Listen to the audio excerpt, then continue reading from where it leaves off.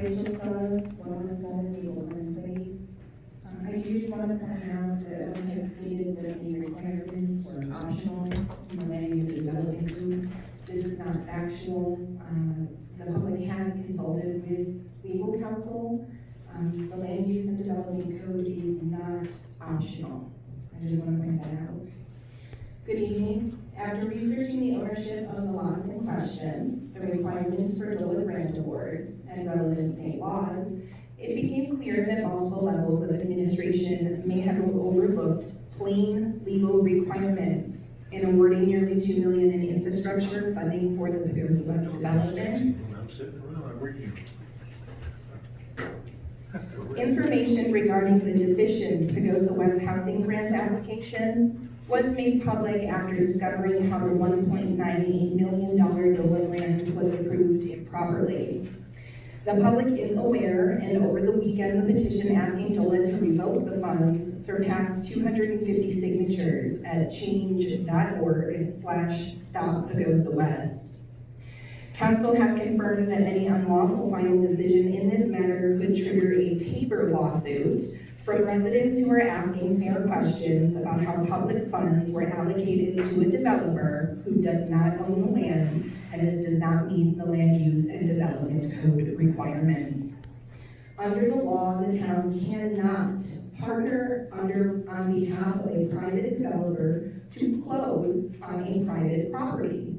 The town also has no ownership, long-term leasehold, or deed restriction on the site, meaning it cannot legally act as a financial pass-through for the grant funds. Doing so would conflict with public finance conditions and the constitutional prohibition against lending the town's credit for private gain. Pagosa Springs Home Rule Authority extends only to matters of local concern. It cannot override state or constitutional law when accepting state funds or incurring Tabor-regulated fiscal obligations.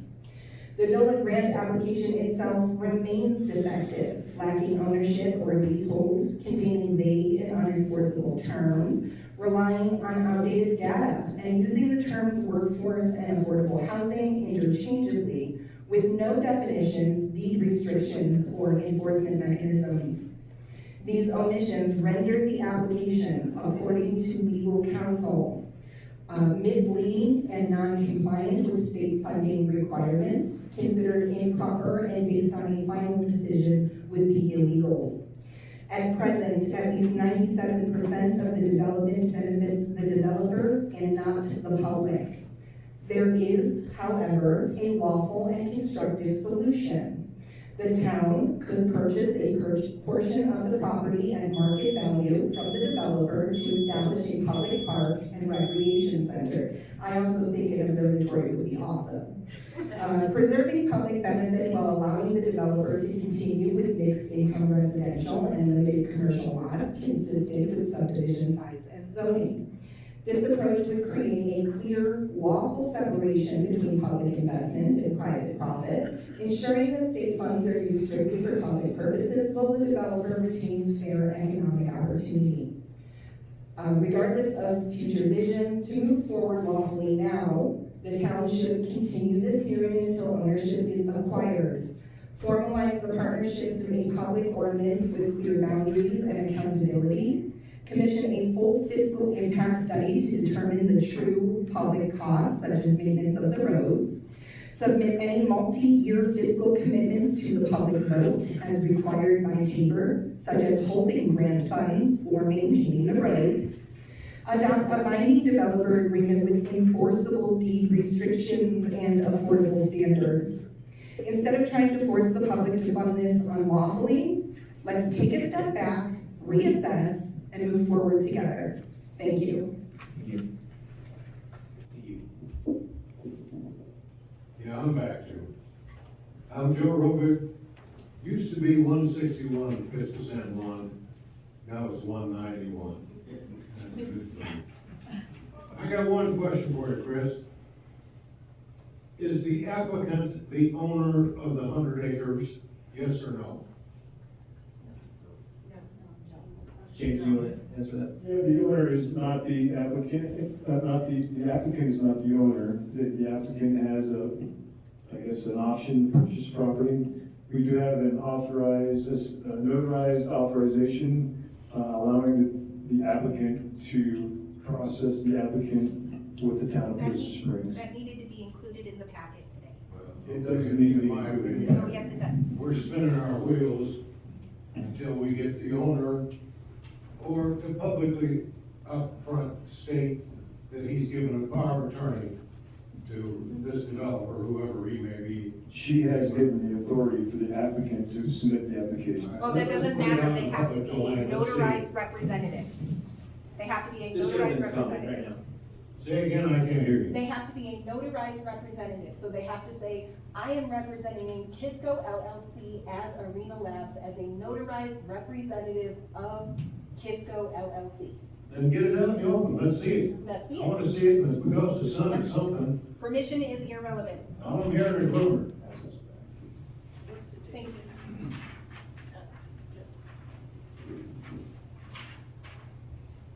Whose copy is this? Is that yours? Sure is that. That's here, Madam Secretary. Thank you. Ma'am, can I have your name? I'm sorry about that. Lori Davenport. This was signed today. Jennifer Aaron's, 45 Mariposa Way. I'd like to echo some of the sentiments and comments that were shared here. I do not think there's quite enough information here shared regarding the sketch plan. I think more has to be shown with the rest of the property before I think you can really make an informed decision. Secondly, I also have a lot of concern with the utility. Okay. So I'm going to give them one more chance to try to speak. Sounds good. Benjamin, if you're able to unmute yourself. Except for the application is for Arena Labs, not Kisco. Allison, we can barely hear you. If you can get a little bit closer to your mic, you are unmuted. Okay, can you hear me now? I'm gonna turn you up on our end. Can you hear us? Again, Rachel Sunderland, 70 Gilbert, please. I just want to note that this statement of authority is dated today, October 28th, 2025. This was not received when the public was noticed about this meeting. That means that the application is actually just for Arena Labs. It is not representing Kisco LLC.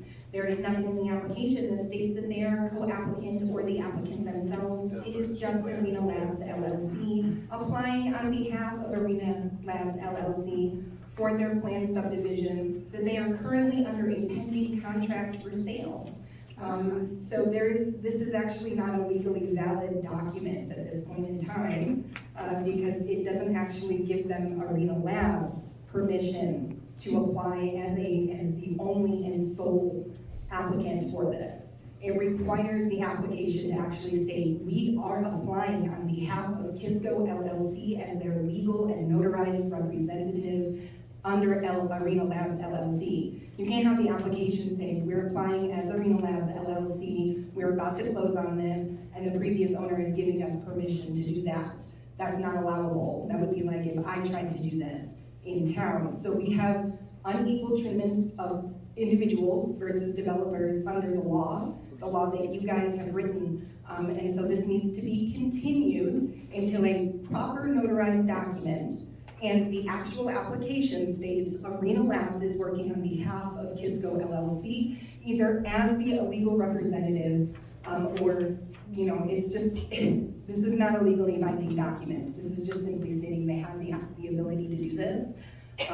But they're doing it on behalf of Arena Labs LLC, not Kisco LLC. And that is a very big nuance here. Thank you.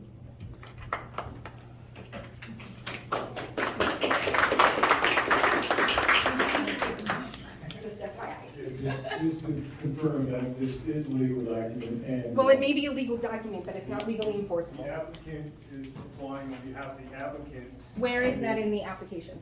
And the owner of the property has given permission in this document. But where is the application on behalf of Kisco LLC? It just says it's for Arena Labs.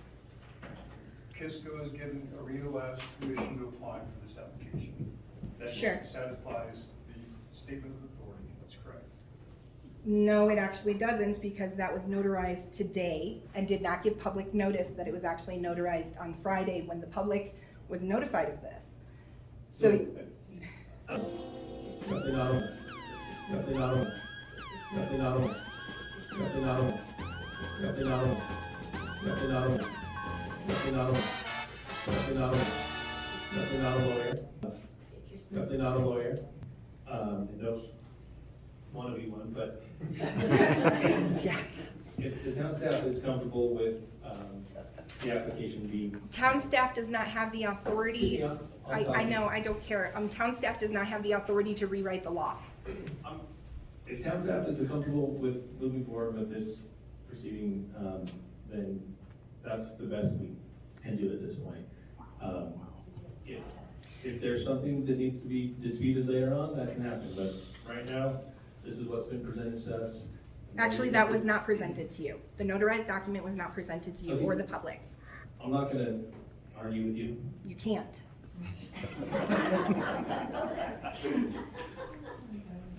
Like, I'm being civil. Me too. No, you're interrupting. Yes, I'm interrupting illegal activity. You can remove me. No, we're fine. We're just gonna keep going, okay? Is there any more public comments at this point? Well, I first just wanna say I really do appreciate everybody coming out and participating in this process. You know, most of the time, those seats are all empty.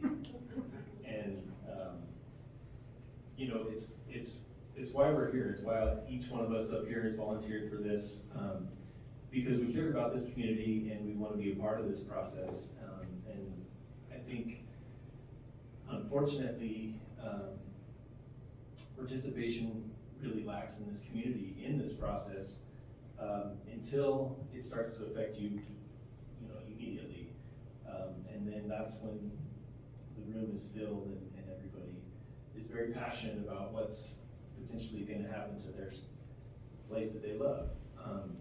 And so I certainly understand that and appreciate it. I think what a difficult thing that we have up here is we're kind of bracketed by what's in the land use development code of what we can make decisions on. You know, does it fit within that? And, you know, are the uses consistent with what's in the zoning and so on and so forth? And this step in the process is the very first one, and it's does this proposed subdivision fit within the land use development code? And, you know, are we comfortable with, you know, giving the approval for the developer to take it to the next level? And I think at the next level is when a lot of the questions that have been raised tonight become, you know, more fleshed out and specific. So if you do a motion, does this line up with what you wrote, or do you need Owen to like re-sequence it? I can address the mistakes too, if you'd like. How would you do that?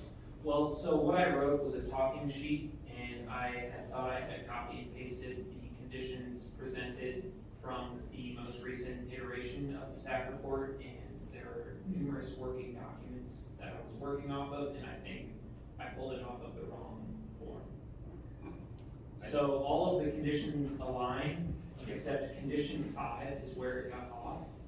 In condition 5, what I read to you guys was pertaining reference monuments on the plat, which is addressed in the submitted staff report of condition 1, that they prepare a plat, subdivision plat for that preliminary plan. So that just threw everything off. So if we approved a motion that had the conditions as stated in our packet, Yes. you feel comfortable that they would cover everything that you Yes. expressed? With the exception of there was none of the pause conditions in our packet. However, I don't think they should be, as stated before. That is a whole nother process that the developer will go through with pause, where they'll follow those conditions, and it's not part of our purview as an LUDC. So that would be my guess, recommendation if we were to move forward with the motion. I guess Brian and Chad, how are you? Is there more you would like to see? Is there something that's? How do we enforce a good neighbor provision? Obviously, that's been an issue.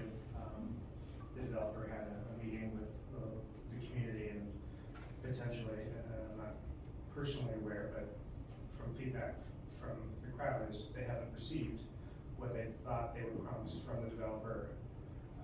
Just answers to the questions. And it has been brought up by more than one person. And I don't know that we can legally say that's provision, but how would we impress upon, and you're the representative of the developer, them to get,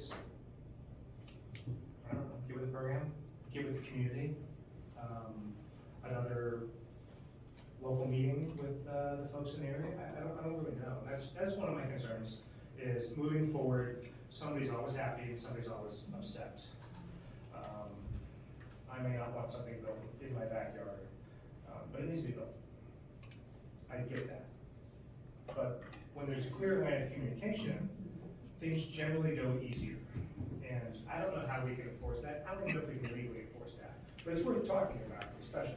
Well, I don't think we can, but certainly we can promote participation in these types of meetings. And there's gonna be plenty more. And Right, it'll be discussed during preliminary, correct? The developer will bring forward more details. Absolutely. And that's where answers, you'll receive more answers to those questions. I think what the issue might have been that I heard was more that they were told that they were going to get responses to questions. They submitted the questions, and there's been no response. But what timeline, was it before final, was it before I think this I'd have to meeting? go back and review the minutes, but it seemed like that they would get right back as soon as possible with answers or at least acknowledging the comments. Should I speak? So I have been assured that all of those, and as a neighbor and designer in the area too, that we will be answering those. So many of those questions come with engineering and additional information that we're gonna have to seek that professional level to the documentation of when we're providing our developer improvement agreements and how those, golly, that's things horrible. The legal language and how that's gonna be written is gonna involve lawyers and others to create those HOA documents and development standards for that. And all of those documents are gonna start to answer those questions, but again, this is the sketch level. We have ideas and concept sketches that we're presenting, and then those will be further developed and brought to the community for their feedback. But I assure you that all of those questions and documentation, a lot of them are repeat, and some of them are just clarification. And it's worth noting, like, the grant was by the city. That money that was approved is the city's money to spend. It doesn't have to be this development, but there's a proposed development and it could be used. There's just clarity. Things like that have been spoken in meetings and in public meetings and in neighborhood meetings. But it's just the clarity is going to come to fruition when we actually have to apply to use those particular funds or not. That's a good response. So there's a lot of information to come, again, in the sketch plan. So that documentation has to come, so. Somebody brought up, one of the comments was whether or not that grant from DOLA would be transferable if they didn't use it on this particular multifamily project. Is that transferable or not? It was awarded to this project, specific for the project, based on a 30-year deed restriction as presented to DOLA. There's no deed possible, restrictions. but it's not something DOLA likes to do. We could certainly negotiate that, but right now it's tied to this housing project, which is a middle income apartment complex versus the Timberline Apartments, which is a low income. So two different income brackets these two projects are serving. This would be the first middle income apartment project we have in the community if it moves forward. And again, those funds are awarded to the town that we do not hand a check to the developer. They have to perform, and get the infrastructure improved. It's only public infrastructure that gets installed. The grant covers maybe 35% of the cost of the infrastructure that's gonna have to be installed for this area to serve that development. And the developer is responsible for the matching funds for that grant, which is their other expenses. The other 60% of the cost is up to the developer to contribute for that infrastructure.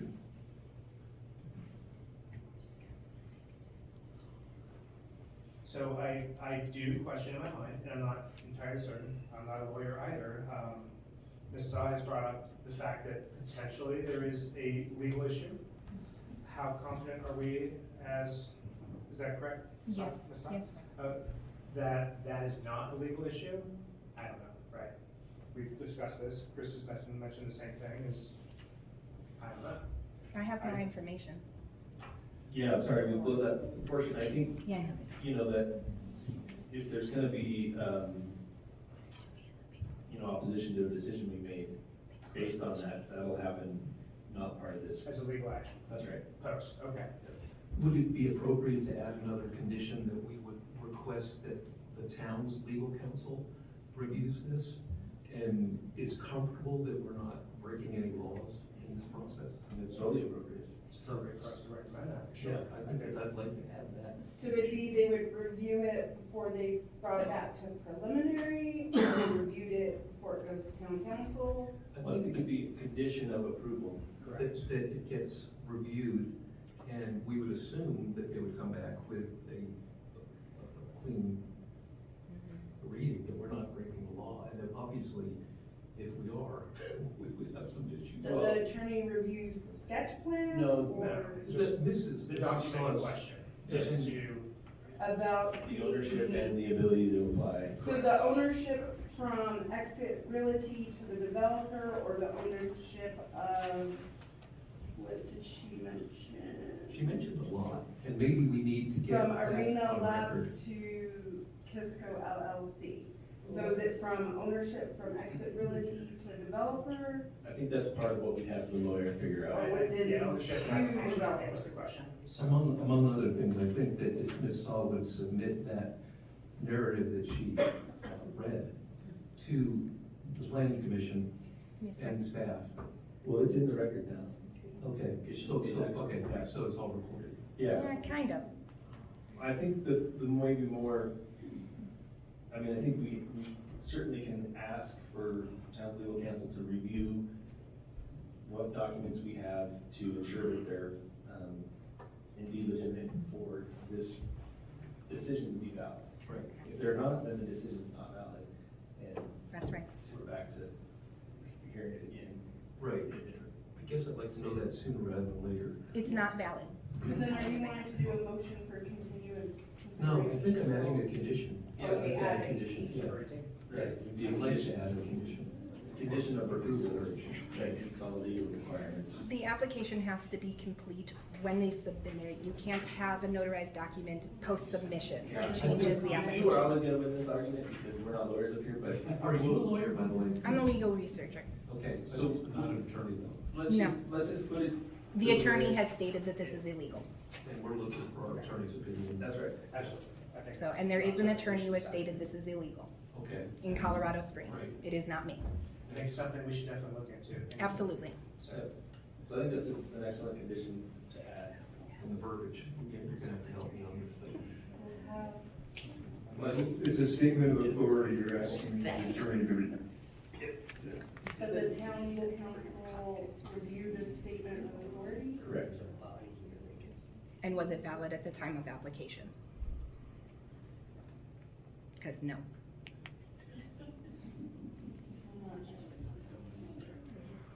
Yeah, they'll agree. Also, the law is for an effective There were some title. other issues And not that for a Ms. subdivision Saul brought up, that I'd like them to look at as well. Yeah, I think we need to have some specific, Do we have to specify, or will this? I can't remember, it was a very long list of things that she thought. I think we gotta be cognizant of, this is also public money, to having the legal counsel review this, so I think it's something we gotta feel pretty confident about, it's important. I agree with you on the, That's a good point. the first one, but I'm, I'm not an attorney. so- that's right, Yeah, yeah, right. so. There's I think we James. start there.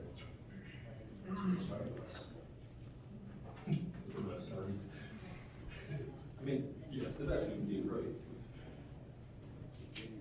Or should we tell?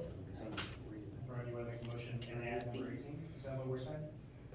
Um, Or if not, I can. yeah, whoever makes the motion, I think we agree on that. Is there any other, I think,